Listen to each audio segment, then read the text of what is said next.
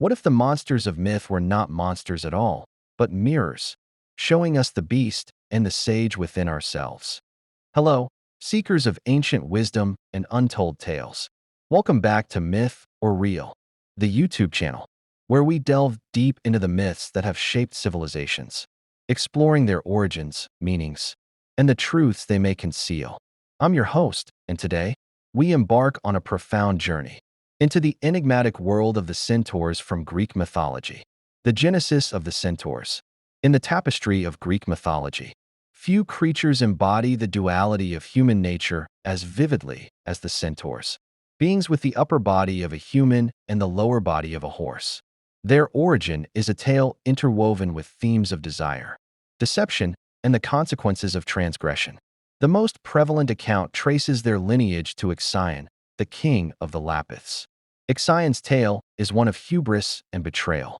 After committing the grievous sin of murdering his father-in-law, Ixion was ostracized and left to wander in madness. In an act of divine clemency, Zeus invited him to Olympus, offering a chance at redemption. However, Ixion's mortal passions led him astray as he developed an illicit desire for Hera, Zeus's consort. To test Ixion's integrity, Zeus fashioned a cloud in Hera's likeness, known as Nephili.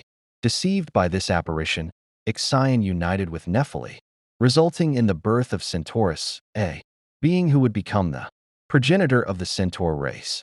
This narrative serves as a poignant reminder of the perils of succumbing to base desires and the unforeseen ramifications that can arise from deceit. The nature of the centaurs. The centaurs embodied a paradoxical existence, straddling the line between civilization and savagery.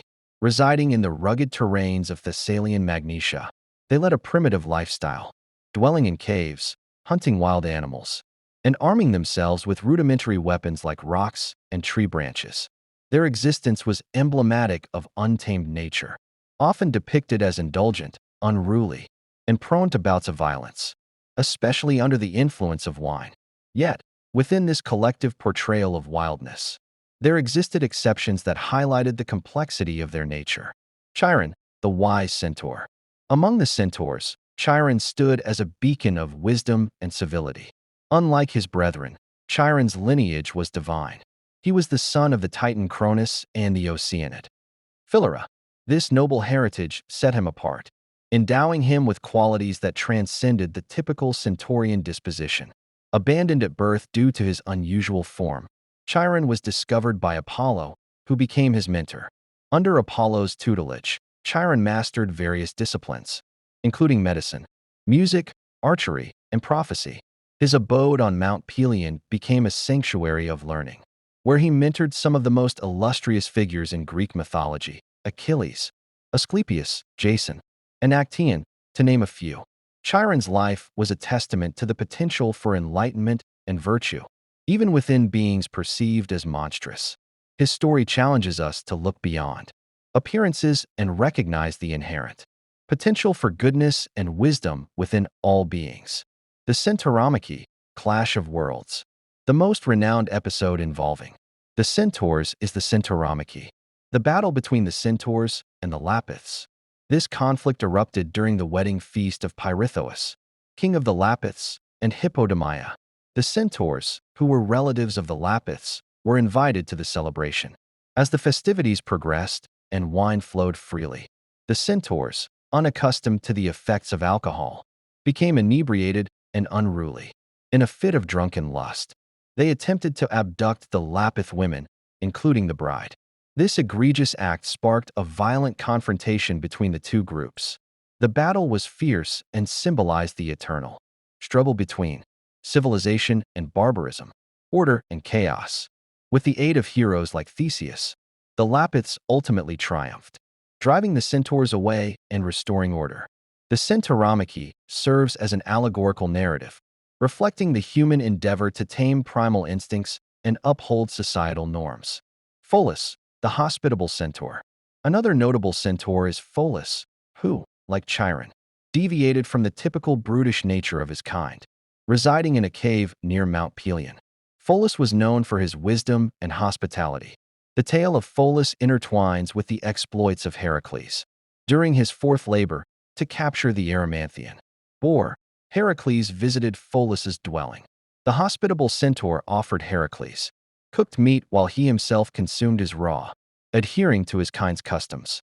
When Heracles requested wine, Pholus hesitated, for the wine in his possession was a sacred vintage, a gift from Dionysus, intended to be shared among all centaurs. Upon Heracles' insistence, Pholus opened the jar. The potent aroma attracted other centaurs, who, succumbing to their wild nature, charged into the cave in a frenzied state.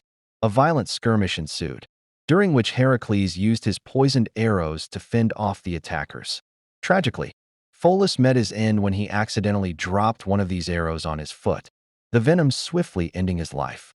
Pholus's story underscores the themes of hospitality, the sanctity of communal possessions, and the unintended consequences that can arise from well-intentioned actions.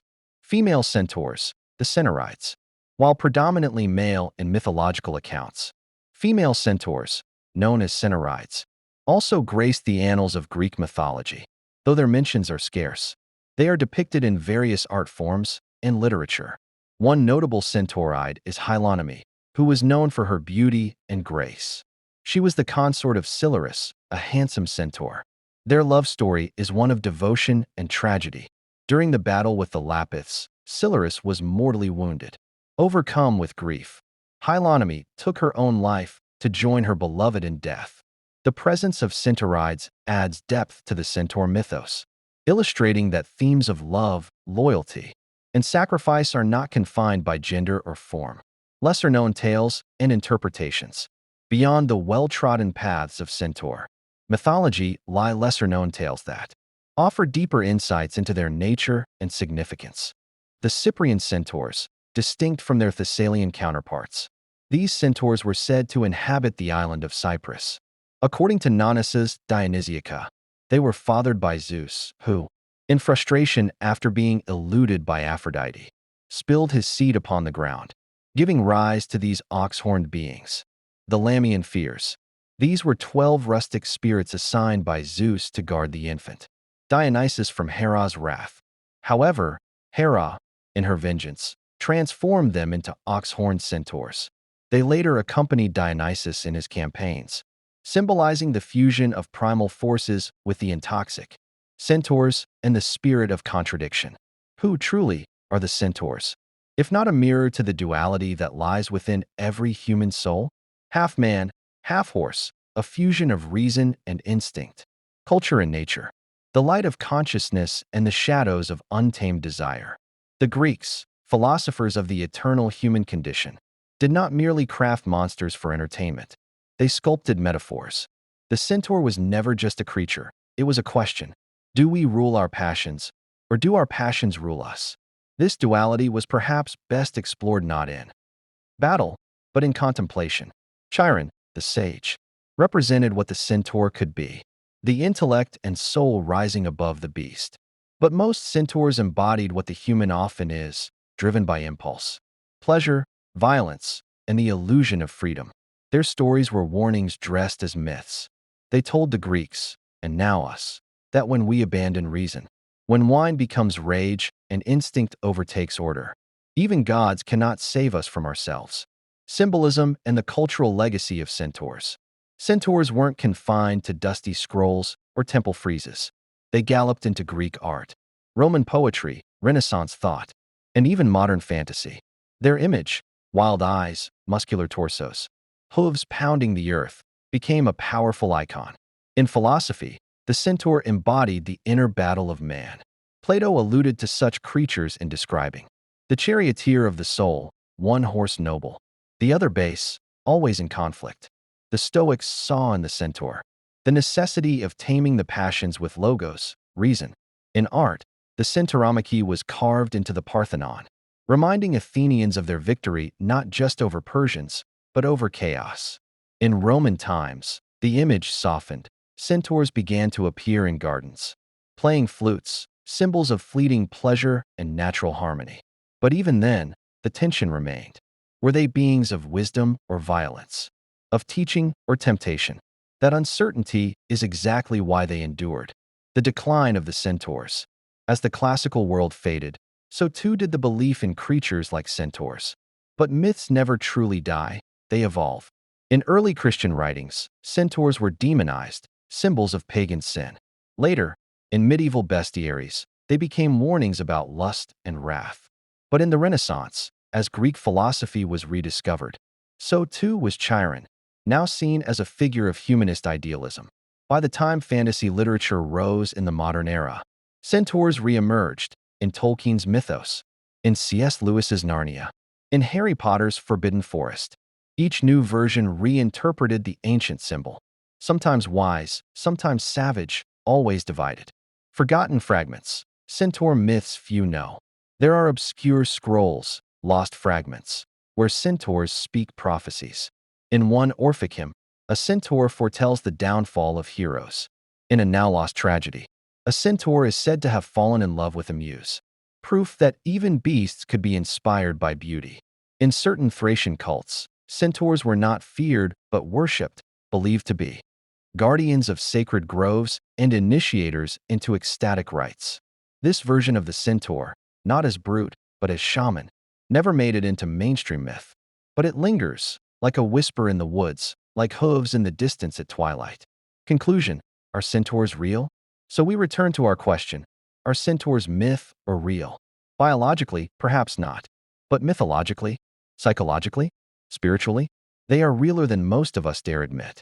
Because every day, we live the centaur's paradox. We fight, we love, we drink, we dream. We fall, we rise. And like Chiron, we seek healing, not just of the body, but of the soul. Call to action. If this story stirred something within you, a memory of a dream, a moment of rage, or a glimpse of your higher self, show it. Like the video. Subscribe to Myth or Real for more journeys into forgotten lore and timeless truth. And drop a comment below.